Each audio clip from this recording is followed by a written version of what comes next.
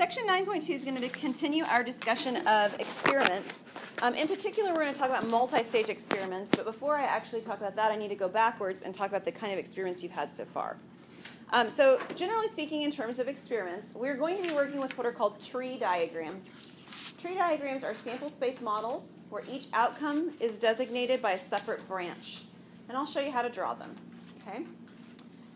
A one-stage experiment, which is the kind of experiments you were working with in Section 9.1, are an experiment that is over after one step. So like the sock problem that you guys reached in and you drew socks out the other day, you reached in and you grabbed 3 socks and the experiment was over. You reached in and you grabbed 2 socks, experiment was over. With a multi-stage experiment, you actually have more than one reach in and draw a sock kind of thing going on. So you reach in, you grab 2 socks, and then maybe you reach in and grab 2 more socks. So a multi-stage experiment is an experiment that is over after 2 steps or 2 sets of branches. That's a 2-step experiment. And then if you have multi-stage, you can have 3 steps or 3 sets of branches and so forth.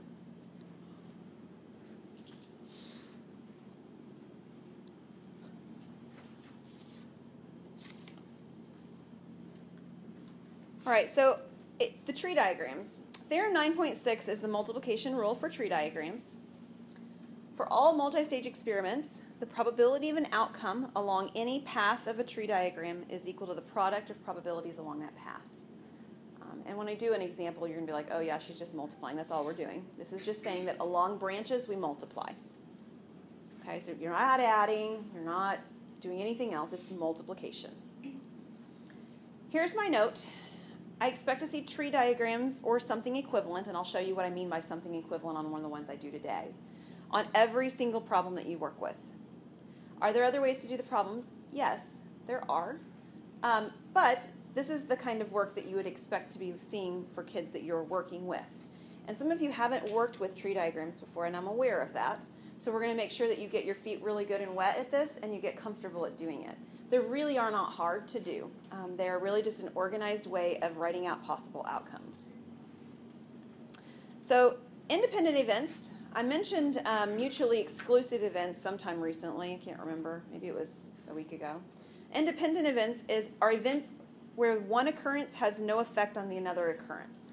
So we gave an example. It was last time where we gave an example and we were flipping coins, I think. And the guy had 5 heads and he was sure that the next one should be a tail, something like that. Those were independent events, and we used the language there, and I even mentioned it then. It doesn't matter what the flip before is. We have an equally likely probability the next flip of having the head or the tail. Those are called independent events. But not all events are independent, right? If I am sick today, that has some bearing on how well I feel tomorrow, right? My mental health, my health, whatever, it affects other things. So you can't say that everything is independent. It's just not. And I'll show you an example. We're going to do examples that are independent events, and we're going to do examples that are not, so you can see the difference. Now, but if you do have independent events, and you want to know the likelihood of certain things happening, if you have the probability of one event, and you have a probability of another event, and you want to know what's the likelihood that both events are going to occur, you actually just multiply both of these together. This means and, right? This symbol means they both occur, event 1 and event 2 occurring. So if they're independent, we can multiply the individual probabilities together to find the probability of both of them happening. And this actually goes back to the tree diagram multiplication rule right here. That's what we're doing, is we're multiplying along a branch of a tree diagram. That's related to this idea as well. Okay, so we desperately need an example because all of this is probably sounding like a lot of talk and not a lot of meaning at this point. All right, so we have an executive committee. It consists of 10 members. 4 women and 6 men, and 3 members get to go to Hawaii. Yay! Okay. Well, our question is, I'll go to our question, then I'll come back and talk about the diagram here. The questions that we're going to be faced with are, what is the probability that all the women are selected? You know, we have a committee of all women going. And then we have the probability of having at least 1 man instead. Okay, so these are the questions we're going to answer. And we're going to answer these questions based on our tree diagram. All right, so imagine that you have everybody's name and their name's in a hat and you're just drawing them out. So this is random, all right? So it's not like, the person who's got the highest job descriptions going. We're using a random description here, and we're doing it something like drawing names out of a hat. All right, so what we care about is we care about what gender the person's name is that comes out of the hat, because all our questions are related to their gender, right? So as I write my tree diagram out, my tree diagram is also going to reflect that description or that difference. So my very first draw, I reach into the hat and I draw out a name, and I have two possibilities of what that name could be. The name could be a man's name or it could be a woman's name. So I did M and W. You could do M and F if you wanted to for male, female. But there are two different things that could happen. Now, they are not equally likely. Why not? There's more men in the hat than there are women. So, how likely is it that I draw out a man's name? 6 out of 10. And how likely is it that I draw out a woman's name? 4 out of 10. And notice this branch, if I add these two branches, I should say, these two branches together, I get a whole value of 1, right? Okay, that always happens. So be careful to be aware of that. You should be getting these two branches along along each stage of your diagram, adding to the number 1. Okay, so no matter what happens, I still have to have a second person that goes on the trip. So what we're going to do is, off of each of the M and the W, we're going to draw another set of branches. And along each set of branches, I have the same possibilities I had before. I draw a man's name or a woman's name. Now, these events are not going to always have 6 out of 10 and 4 out of 10 for the men and the women. It matters whose name I drew first, right? So if I'm along the top branch of this, and I've already chosen a man to go on the trip, how many men's names are still in the basket? 5. How many names total are in the basket? 9. So the first branch on the top at this point now is a 5 out of 9 probability. What's the likelihood I pull a woman's name out? 4 out of 9. Very good. Now the bottom branch had a different initial outcome. This initial outcome meant I drew a woman's name. So how many men's names, that's my top one right here, how many men's names are, how many boy names are still in the basket? 6 out of 9, right? There's still 9 names in the basket. How many women names are still in the basket? 3, because I already drew one out, so I have 3 left out of the 9. And I recognize that some of my fractions that I'm writing are reducible. I don't really care about the reducing at this point, okay? We don't need to mess with that. So we're just going to leave them unreduced at this point. That gives me 2 people going on my trip, because I've reached in twice. But I'm supposed to have 3 people going on my trip. So this is a 3-stage diagram. So I've got 3 sets of branches, because I've got 3 people's names that I'm drawing. And of course, those 3 branches, this third set of branches, have the same M's and W's that I had before.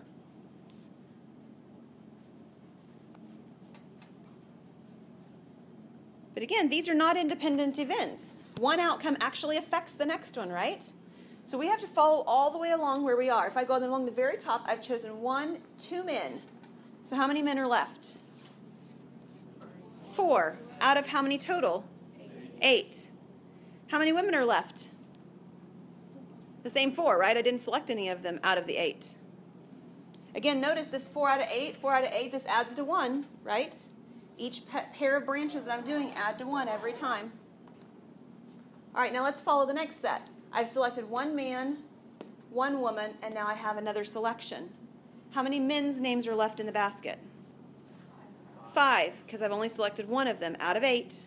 How many women's names are left in the basket? 3 out of 8.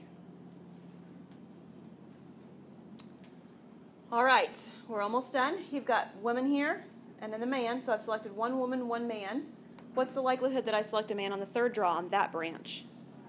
That's the same 5 out of 8. And a woman? 3 out of 8. Last one, I've already selected 2 women.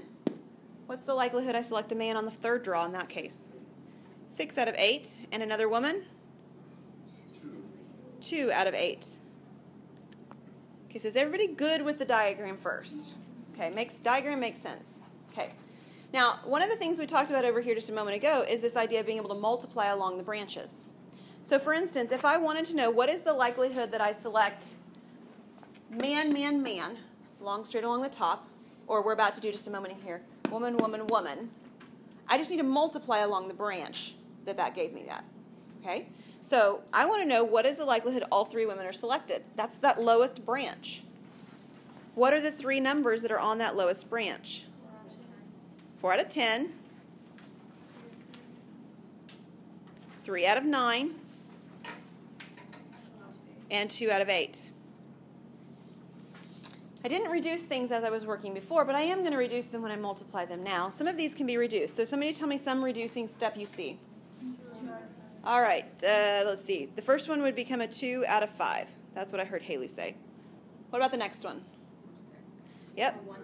That one's a 1 out of 3. How about my last one? That one's a 1 out of 4. And I'll go ahead and multiply these out, and then there will be one more step to reduce when we're done. 2 times 1 times 1 is? Good. 5 times 3 times 4? 60. That's 60. And 2 out of 60 reduces again to what? Right. It's 1 out of 30. So is there 1 out of every 30 chance, if you will, or a 1 out of 30 probability that 3 women get to go on the trip? Look at part B. Part B asks the question that's a little bit awkward. It says, what is the probability that at least 1 man is selected? Take a look at my branches. Which branches are actually fitting into that description? All of them except the bottom branch. Right? So one way of doing this would be to multiply every branch out. Right? I multiply the top branch and I multiply the second one all the way down to the 7th one. And then I would add those 7 probabilities together. It's not an especially helpful way to do this. Can you think of something else we could do instead?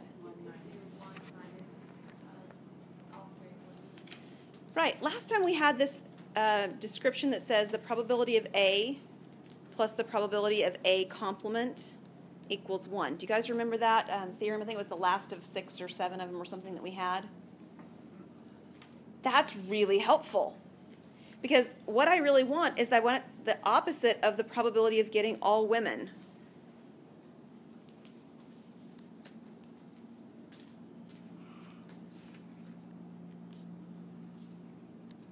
So the probability of getting all women plus the probability of getting not all women, or some man, on there, have to add up to the value 1.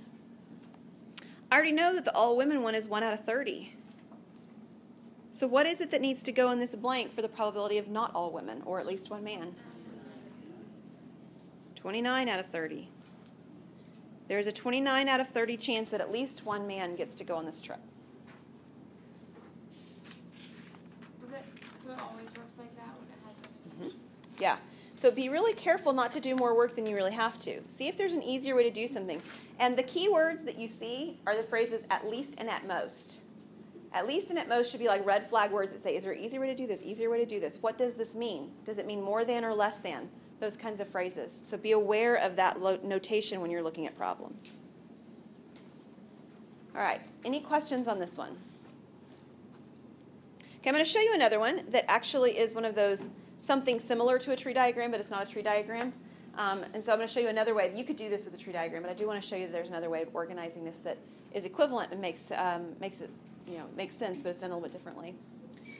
A box contains 5 slips of paper, numbered 4, 6, 7, 8, and 9. A player reaches into the box and draws out 2 slips of paper and adds them together. If the sum is even, the player wins. If the sum is odd, the player loses. And it says, what is the probability the player wins? And then part B says, does the probability change if the 2 numbers are multiplied? If so, what does it change to? So the first thing we're going to do is we're going to add the 2 numbers together. So I need to list all things that I could do when I reach in and pull out 2 sets of numbers. There's really not as many as you might think. So we're just going to try to do it as organized as we can. One option is I pull out a 4 and a what? 6. Or I could pull out a 4 and a 7. Or a 4 and a 8. Or a 4 and a 9. Do I need to list anything else with 4s? No, this is it. That's all the chances, right? What else could I pull out besides 4 and something? A 6 and a 7, or 6 and 8, or 6 and a 9. What's next? 7 and an 8, a 7 and a 9, and an 8 and 9. And then I'm done, right? It doesn't matter what order I pull these out in. Why not? Because they're going to be added together. And what do we know about addition? It's commutative. The order that we add things in doesn't make any difference. So I don't care whether I pull out the 7 first or the 9 first. I'm going to add them together and it's going to be the same thing. And when I do part B, if I multiply them, same thing. I mean, it doesn't matter what order I multiply things in. I'm going to get the same result. So what we need to do next is we need to figure out what happens when I add these together. So when I add these together, what do I get? 10, 11, 13, good. Another 13, and 15, good.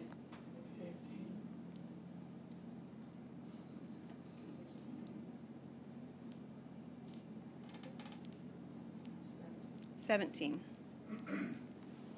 Okay, so when I do my addition, what is the probability the player wins? Well, how does the player win in this game? They get an even. So let's go through and figure out which ones are even. Count them. Oops. 10, 12, 14, 16. Did I catch them all? That's 4. There's 4 of them. How many different outcomes were there? Is it 10? 10 outcomes. And if I reduce that, what do I get? 2/5. If you turn it into a decimal, that's fine too, as long as the decimal terminates. And this one would. I mean, it would be 0.4. So there is a 2 out of 5 chance, or a 0.4 chance, that the player wins, if we actually are doing this with addition, summations.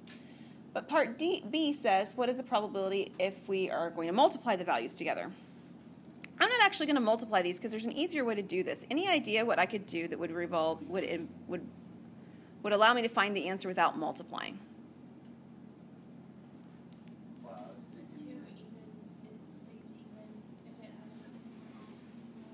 Okay, so let's check that out. So if we take a look at the numbers that we're actually going to multiply together, we might be able to make some claim about what's going to happen, right, without actually finding the multiplication list. What happens when I multiply 4 times 6? I get an even, okay? What happens when I multiply 4 times 7? I actually get an even as well. So it's not quite what you said, Haley, but you're close. What is it about these that makes both of these end up giving me an even answer? I have at least one even that I'm using, right? So, which ones of these work? All of them except for the 7 and the 9. All those work without actually multiplying them because really I just need one of them to be even and then I get an even answer when I multiply. So does the probability change if I use multiplication? Yes, it does. To what? 9 out of 10 because it's even that I want to win. If it's an even answer or an even value, then I actually win the game.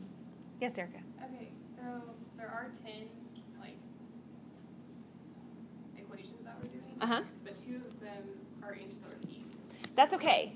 The original draws out of the hat were different, though. Okay. That's the difference. Yeah. So we could ask, right, what is the, if we get a 15, then we win. How many 15s are there? We get a 13, we win. How many 13s are there? We could ask that question as well, and those would not be the same probabilities, right? No. What's the probability that I get a 13? Well, there's 2 of them, aren't there? Probability I get a 15, there's 2 out of 10 as well, but the probability to get a 17 is only 1 out of 10. So those would not necessarily have to be the same probability of the actual summation outcomes. Okay, let's take another example. Spinners. Suppose an experiment consists of spinning the first spinner followed by the second spinner. The first thing we're going to do is find a sample space. So you guys did some sample space kinds of things when you were working before. Again, I'm not going to do a tree diagram for this one. I'm going to write some kind of an organized list. I promise I'm going to do some more tree diagrams in a second, though. We're not leaving them for good. But we're asked to find the sample space. So what is one thing I could spin on the first spinner? 1. A 1. And I'm going to write mine as ordered pairs. You don't have to, but that's how I'm going to write mine. Just I don't want them to look like the number 11. So if I spin a number 1 on the first spinner, what are my outcome possibilities on the second spinner? A 1. So one outcome is I spin a 1 and then a 1. Or I could spin a 1 and then a 2, or a 1 and then a 3. And these are all equally likely. Why? They're all even. The angles are the same in the spinners. I don't mean between the first spinner and the second spinner, but I mean within one spinner itself, I'm equally likely to get a 1 or a 2 in the first spinner. I'm equally likely to get the 1, 2, or 3 in the second spinner. So that matters, okay? All right, what about, I need some more, right?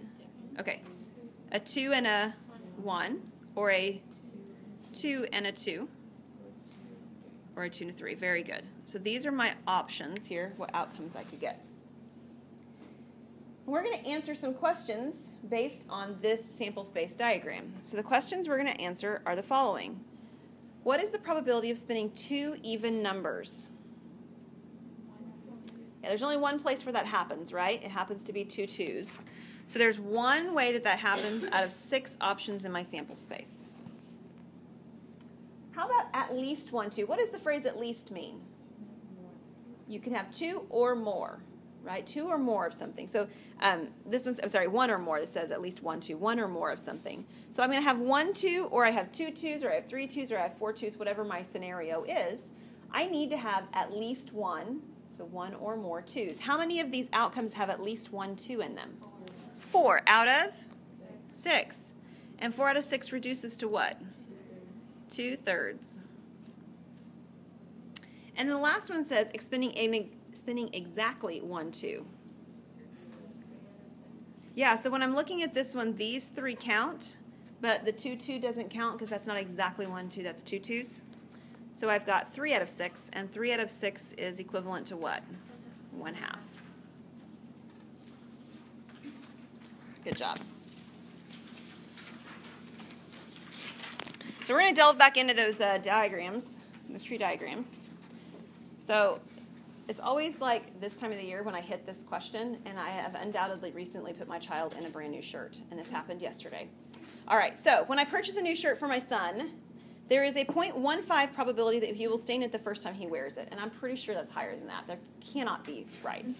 Totally made up probabilities, but if the shirt is stained, there is a 0.2 probability that I will not be able to adequately remove the stain. Just 0.2. Huh? Just a 0.2. I'm pretty good at getting stains out if I catch them. So if it makes it into the wash and I don't catch it, yeah, that's probably not going to work out well. But so the question it wants us to ask, or it wants us to answer, is what is the probability that my son's new shirt will be permanently stained the very first time he wears it? All right, so we're going to do a tree diagram. So the first branches on the tree diagram are what? What is the first thing that has to happen in this scenario? Whether he gets a stain on the shirt, right? So there's 2 possible outcomes, and they are not equally likely. What is one outcome? There's a stain. What's my other outcome? There's no stain. All right, so let's fill in. Every time we do a tree diagram, we have to fill in the probabilities along the branches. What is the probability that there's a stain? 0.15. So what is the probability that there's no stain? 0.85. This has got to be closer to 50-50 for my kid. I don't know about any of your brothers and sisters, but seriously. All right, here's the catch. I do not need 2 sets of trees branches off of these right here. The only one I need it off of is this one. Why? Because if he doesn't get it stained, I don't have to scrub the shirt, right? It just goes through the wash like normal. In other words, if I did do this kind of thing right here, and I talked about getting the stain out, there would be a 1 and a 0 here. It's guaranteed to come out clean just like it was before. So it really doesn't make a lot of sense to put these sets of tree branches here on the second one because I didn't have to actually scrub the shirt. Okay? So the next one right here is what we're going to be actually, whether or not the stain comes out. So this is the shirt is clean. It's completely perfect when it's cleaned. And the second option is that it is permanently stained.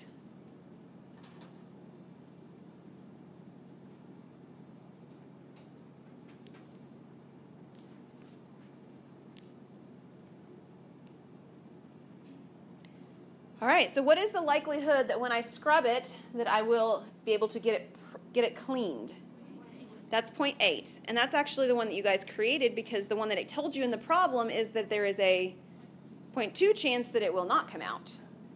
And how do we get the 0.8 and the 0.2? Well, they have to add up to 1, okay? Every set of branches has to add up to 1. So this one's 1, and this one's 1. All right, so now we're going to answer the question. This is the diagram that goes with it. Which branch am I answering the question about? It says, what is the probability my son's new shirt will be permanently stained after the first time he wears it? So I want the stained branch, and then I want the permanently stained option. So this is the branch along which I'm going, right? Which means that the numbers I'm going to multiply are the numbers along that branch. So that's my 0.15 and the 0.2. And if I multiply those together, what do I get? 0.03. You don't have to show the multiplication. We're done with decimals, the decimal section. I'm going to trust that we covered that sufficiently, okay? So calculators are just fine. There is a 0.03 probability, which is equivalent to what percent? 3% chance that when he wears the shirt the first time it's stained forever. Got to be higher than that, definitely. Any questions on this one? I have a question about like the tree branches. Yeah. Can we, if we like it better to put the numbers like on the side, like right here, should we like have to put them on the branch, or can we just put them other way? So let me show everybody what you're asking me. Emily's asking me if she has to put the number here, or if she can put the number sort of beside the word stain. Just be really careful that it's very clearly associated with the branch that you were on, not with the next set of branches. So if you don't want to put it along there, I would suggest putting it right here in front of stained instead, just to make it really clear that it doesn't sort of bleed into the next part. Yeah. You're going to do a question in your homework, I think, that has something to do, very similar to this, has to do with defective and non-defective items. So this is the idea of that particular problem. All right, here's another one. Joe. Joe says that if a family has 2 children, then the only possibilities are 2 boys, 2 girls, or 1 of each. So let's pause there for a moment and say, is Joe right? Yes, he is right. Okay. However, he keeps going and he says, because there are only 3 possibilities, the probability of having 2 boys is 1/3. Is Joe correct? And that answer is no, he's not actually correct. And we're going to explain this, and we're going to do it based on a tree diagram. Okay? There's a couple other ways we could do this, but we're working with tree diagrams, and this is a really good example to show you how they can help us to explain this. So we are going to help Joe out, and we're going to pretend like we are his counselor, I guess, or something. And he's going to have child number 1, and there are only 2 possibilities. Agreed, right? Child number 1 is either a boy or a girl. So what is the likelihood of having a boy? 1/2. What is the likelihood of having a girl? Also 1/2. All right, that's child number 1. Then we're going to have child number 2, okay? And again, we have a boy or a girl. Now, what's going to go on each one of these branches? They're all 1/2s, right? And this is happening because these are independent events. This isn't like our man-woman going to Hawaii scenario, right? That one, the first event affected the second event. It doesn't work like that when you're talking about genders of children and so forth. So every single time the probabilities actually match. They're all 1/2s because these events happen to be independent events. Now let's take a look at the branch that he's concerned about or that he's making claims about. He's making a claim about the branch where there are 2 boys. That's my top branch on my tree diagram. So if I multiply along that branch, what do I get? I actually get 1/4. So now I know this says explain. I'm going to do my explanation out loud, and you guys are going to write down some kind of an explanation of what I'm saying that makes sense with you. What is going on? Why did we get 1/4? There's only 3 outcomes.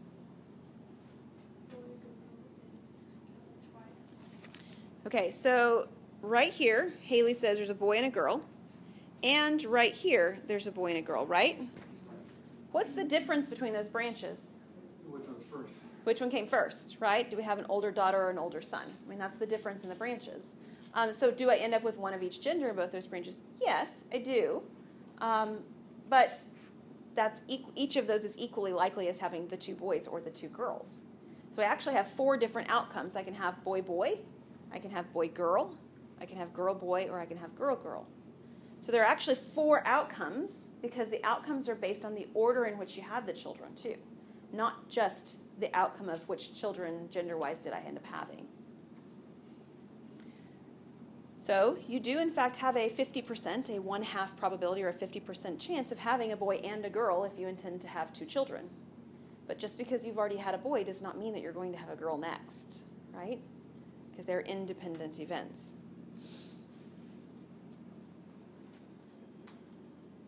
Okay, are we good with explaining this to Joe? Everybody's good with what that's going on there with? Okay. I always gear myself up a little bit to teach this lesson because I always teach this example.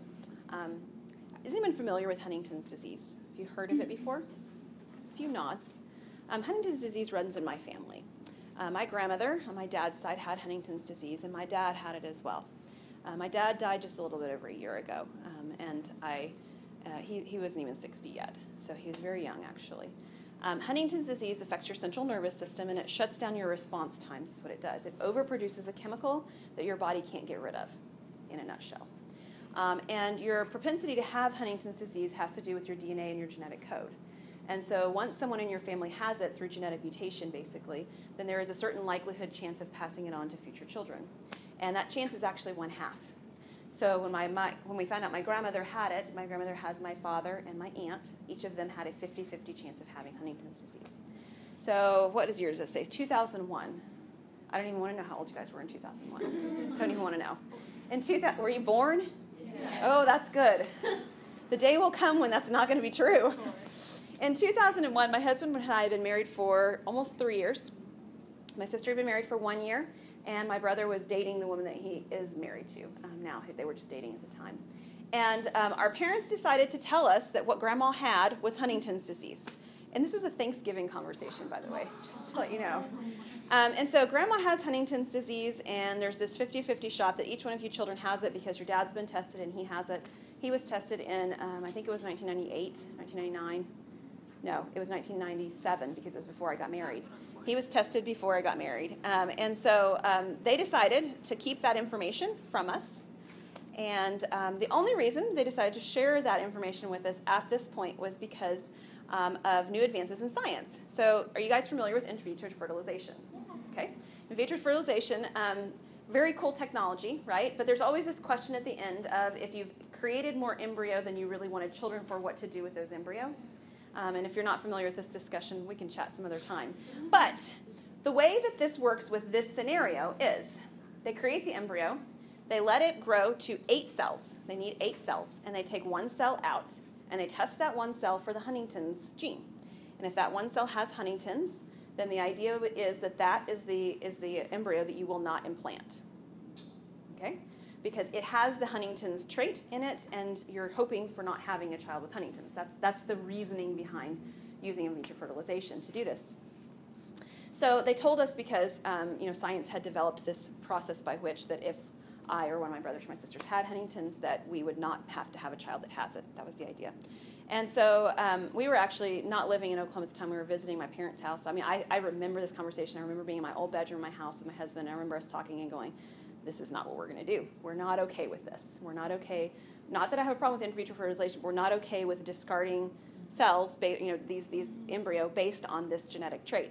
And so this was not the route for us to go. And just for the record, it wasn't the route that my brother or my sister went either. None of us felt comfortable with that. I felt like it was too much playing God in that situation. So we weren't okay with this. But it was that moment, then and there, exactly, that my husband and I both decided that I would be tested. And if I had Huntington's, we would not have biological children, flat out. And this was not a popular decision from my parents' perspective because they were looking backwards and we were looking forward. They were looking backwards and they were saying, if we had made that decision, we wouldn't have had you or your brother or sister. And we're like, I know, but we're making the decision looking forward and not looking backward. So this isn't, this is a different place in which we're making this call.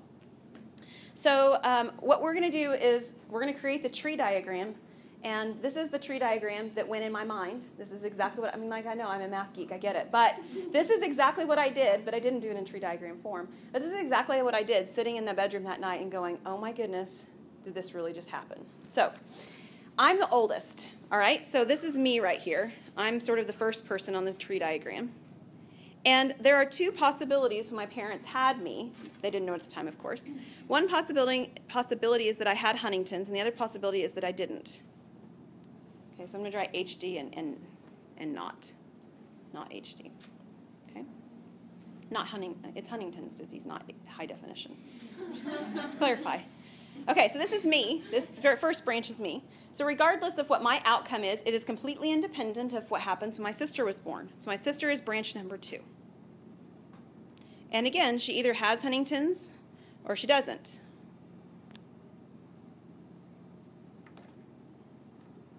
And my brother was the baby. He's taller now than anybody else, but he's still the baby. And again, he has the exact same possibilities that the rest of us do, Huntington's or not.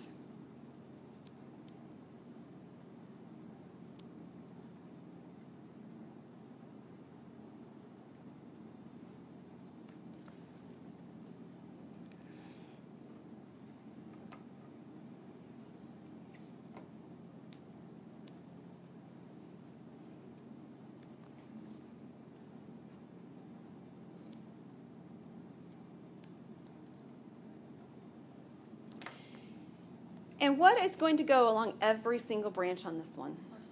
1/2 or 0.5. You know, we haven't done one with decimals, so let's do that. Let's go ahead and do one with decimals just to say that we did one. And this one works pretty nicely with decimals, so it'll work fine. So we have 0.5 along every branch.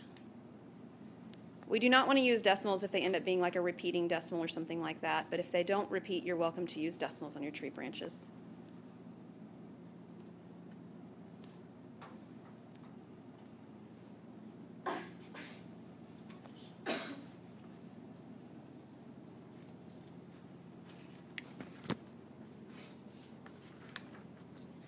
All right, so the first question we're going to ask is, what is the probability that at least one of the 3 of us has Huntington's disease?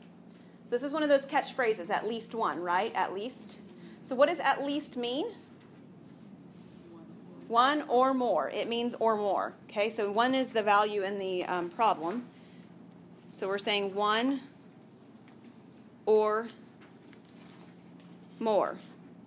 So looking back at your tree diagram, which branches is that referring to? All of them except the bottom one. This feels a lot like that other problem, doesn't it? Okay, all of them except the all 3 women case. So we're going to use that value, and we're going to take 1 minus the probability of the bottom, which is that we all don't have it.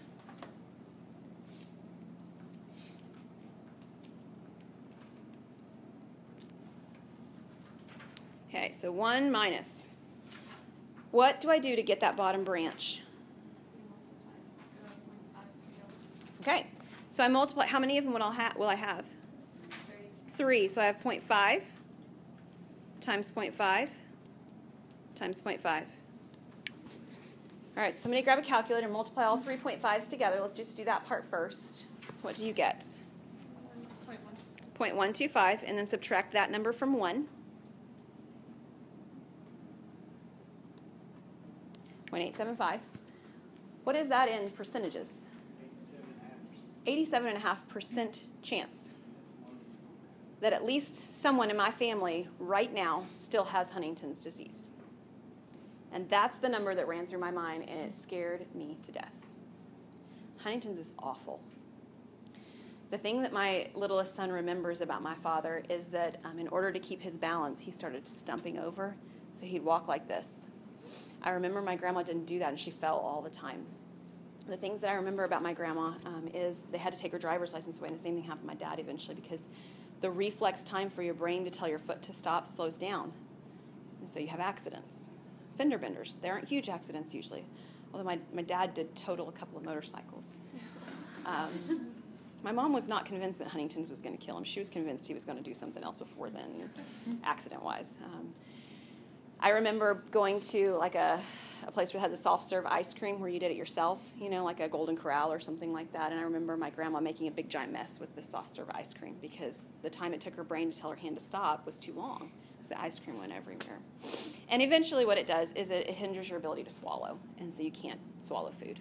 And so this, you know, obviously you need food. And so, I mean, even like, and if it's too thick or if it's too thin, either way, you can't swallow with Huntington's disease. And that's actually kind of the last stages for both my father and my grandmother. So we had made the decision that we weren't going to have this disease continue on through my genetic line if I had it. Basically, that's what we had decided. And so in 2003, 2 years later, I was tested, and I do not have Huntington's disease. And that's the only reason we had my daughter, Abby, because we had no intention, and we wouldn't have. We would have permanently made decisions otherwise.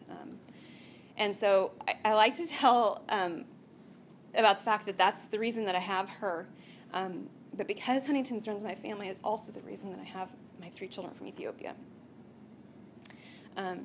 God had been building up in our hearts before this, the desire to adopt. But this is what he really, really used in our family, between my husband and I, to say, this is something that we're going to do regardless. So before we even got to the point of doing this test in that 2-year time frame that we spent thinking and praying and just knowing that this was a reality that we might have to decide about, God was really clear to us that no matter how that test turned out, we were supposed to do adoption. That was supposed to be part of our lives. And so because of that, I have 3 amazing kids from Ethiopia that I'm so blessed by every day. My brother and my sister have not been tested at all. So they are still in the situation that this question is asking about. Given that I do not have Huntington's disease, what is the probability that at least one of my siblings still, or does, in fact, have the disease? So if you take a look back at our diagram over here, basically what we know is we know we're in this half of the diagram, right? That's where we are. And this question is asking about not the first part, because basically what has happened is that this is not a 0.5 anymore here, right at the beginning. There's not a 0.5 here. We know that this is the branch that we're on. So while I squared in all of it, really what we're dealing with at this point is this part of the diagram. It's just this piece right here, my sister and my brother, whether or not they have HD or not. So if you're taking a look at that branch, what is the probability that at least one of my siblings has this disease? Again, the question's still the same, right? The easiest way to answer it is still to do something with subtraction. It'd be 1 minus the probability that neither do.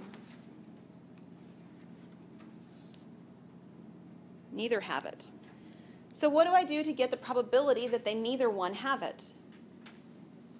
I multiply again. What are the numbers I multiply? 0.5 and 0.5. What's 0.5 times 0.5? 0.25, and what's 1 minus 0.25? It's 0.75. There is still a 75% chance that one of my siblings at least has Huntington's disease. I have 5 nieces and nephews that are all in this category of being at risk because I don't know what the scenario is with my brother and my sister.